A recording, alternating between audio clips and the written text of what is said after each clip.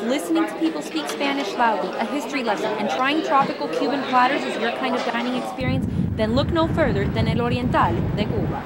The Cubans come here from all over. They come out to eat. Danilo Ramirez helps out his friend Nobel Garcia as a delivery man. Garcia is the owner of El Oriental de Cuba, but he hasn't always been. His uncle owned it up until about 9 years ago.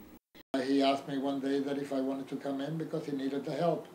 The business has started flourishing a little bit, so I left my job in Framingham and came to him full time, and we worked together for about 5 or 6 years. Then he decided that he had enough of the business already, and he got tired, and he proposed that I stayed with it. Garcia has kept the restaurant on the same corner even after his restaurant burned down.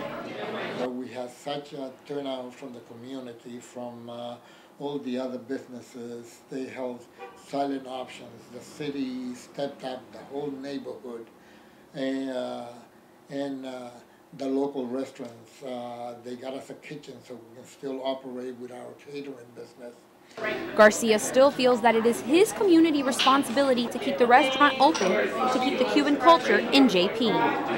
In the 80s, there was a heavy Cuban population, but now they have been moving out towards the suburbs and things like that. Even though there are not as many Cubans in JP, Garcia makes it a point to make sure that all Hispanics in JP are represented in his restaurant. We have Salvadorians, we have Brazilians, Puerto Ricans, Hondurans, Mexicans. And that's why I have that great mix downstairs too. El Oriental de Cuba continues to be the only Cuban restaurant in all of Jamaica Plain. Reporting live in Jamaica Plain for Boston Barrios, I'm Bianca Pitaluga.